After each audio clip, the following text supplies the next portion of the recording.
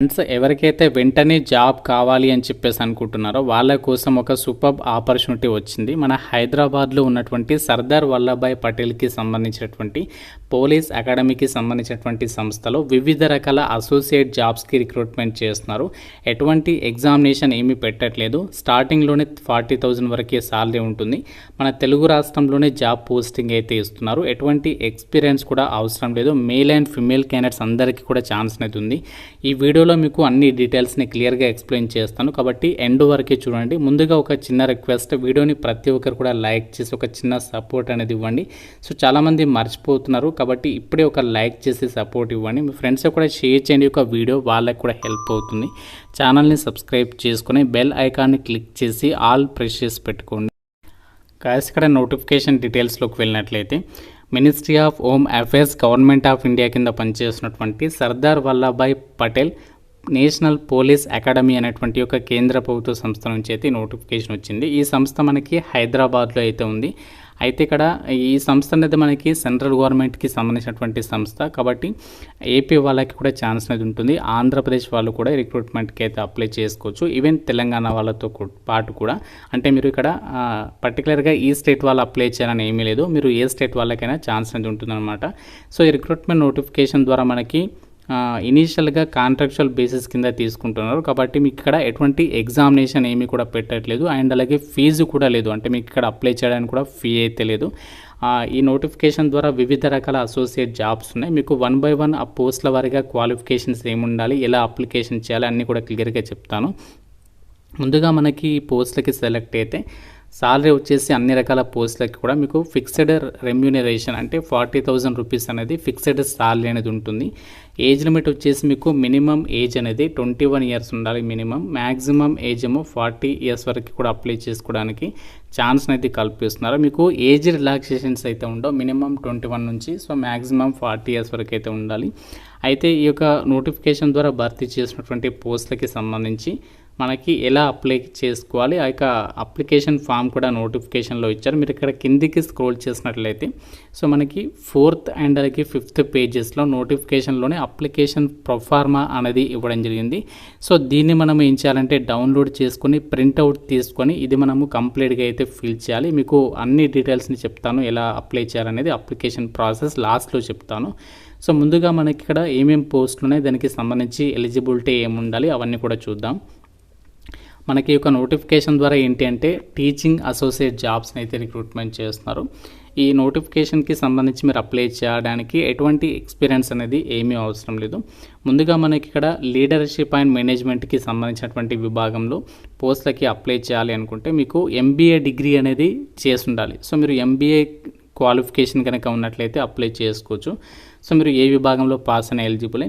అలాగే information and communication టెక్నాలజీకి సంబంధించి విభాగంలో పోస్ట్కి మీరు బీటెక్ లేదా BE అనేది కంప్యూటర్ సైన్స్ విభాగంలో చేసి ఉండాలి. ఈ యొక్క క్వాలిఫికేషన్ ఉంటే అప్లై చేసుకోవచ్చు. లేకపోతే MCA అంటే మాస్టర్ ఆఫ్ కంప్యూటర్ అప్లికేషన్స్ చేసి ఉంటారు కదా, సో వాళ్ళకి కూడా ఛాన్స్ ఉంది. సో నెక్స్ట్ ఏంటి అంటే ఇంటర్నల్ సెక్యూరిటీ అండ్ పబ్లిక్ ఆర్డర్కి సంబంధించి విభాగంలో పోస్ట్కి మీరు గ్రాడ్యుయేషన్ అనేది చేసి ఉండాలి in any security related courses అని చెప్పేసి ఇచ్చారు. సో మీరు ఏదైనా సెక్యూరిటీ రిలేటెడ్ కోర్సెస్కి సంబంధించి విభాగంలో గ్రాడ్యుయేషన్ చేసినా, లేదు అంటే ఎనీ ఇంటర్నల్ సెక్యూరిటీ కానీ డిఫెన్స్ కానీ strategy studies or LLB degree చేసినా కూడా ఛాన్స్ అనేది ఉంటుంది. అండ్ నెక్స్ట్ ఏంటి అంటే ఎథిక్స్, యాటిట్యూడ్స్ అండ్ హ్యూమన్ రైట్స్కి సంబంధించి పోస్ట్కి సంబంధించి ఎవరు ఎలిజిబుల్ అంటే ఇక్కడ మీరు BBA డిగ్రీ కానీ లేదంటే PGD in police science and మేనేజ్మెంట్కి సంబంధించి కానీ లేదంటే ఫిలాసఫీ లేదా సైకాలజీకి సంబంధించి క్వాలిఫికేషన్స్ ఉన్న ఎలిజిబులే. అండ్ క్రిమినాలజీ అండ్ పోలీస్ మేనేజ్మెంట్కి సంబంధించి విభాగంలో పోస్ట్కేమో LLB లేదా PGD in police science and management లేదా BA క్రిమినాలజీ లేదా BA పోలీస్ అడ్మినిస్ట్రేషన్కి సంబంధించి క్వాలిఫికేషన్స్ ఉంటే ఎలిజిబుల్. నెక్స్ట్ ఇన్వెస్టిగేషన్కి సంబంధించి విభాగంలో పోస్ట్కేమో LLB లేదా PGD in policing and investigation లేదా BSc ఇన్ ఫోరెన్సిక్ సైన్స్ చేసినటువంటి వాళ్ళకి కూడా ఛాన్స్ అనేది కల్పిస్తున్నారు. సో చాలామంది అడుగుతున్నారు ఫోరెన్సిక్ సైన్స్లో చేసినటువంటి వాళ్ళకి ఏదైనా ఆపర్చునిటీస్ ఉంటే చెప్పండి అని చెప్పేసి. సో వాళ్ళకైతే ఇది హెల్ప్ అవుతుంది. సో నెక్స్ట్ ఇక్కడ మిగతా పోస్ట్ ఉన్నాయి, వాటికి వచ్చేసి ఇక్కడ LLB చేసినటువంటి వాళ్ళు ఎలిజిబుల్ అనమాట. సో మనకి ఇనీషియల్గా కాంట్రాక్చువల్ బేసిస్ కింద తీసుకుంటున్నారు. మీకు ఫస్ట్ 2 టర్మ్స్ అయితే అంటే 2 ఇయర్స్ పాటు కూడా మీకు ఇనీషియల్గా కాంట్రాక్చువల్ బేసిస్ ఉంటుంది. ఫర్దర్గా వాళ్ళ రిక్వైర్మెంట్ని బేస్ చేసుకొని ఇంకా ఎక్స్టెండ్ అయితే చేస్తారు. సో దీనికి సంబంధించి మీకు ఫర్దర్ అప్డేట్స్ అన్నీ కూడా ఆ యొక్క డిపార్ట్మెంట్ వాళ్ళైతే మీకు తెలియజేయడం అయితే జరుగుతుంది. సో మీకు రిక్రూట్మెంట్కి సెలెక్ట్ అయినట్లయితే మీకు క్యాజువల్ లీవ్స్ అనేవి ఉంటాయి. అంతేకాకుండా 1 day of casual leave for every 45 days of service అని చెప్పేసి కూడా ఇక్కడ మెన్షన్ చేయడం అనేది జరిగింది. అండ్ అలాగే మెడికల్ ఫెసిలిటీస్కి సంబంధించినటువంటి డీటెయిల్స్ని కూడా ఇక్కడ నోటిఫికేషన్లో ఇచ్చారు.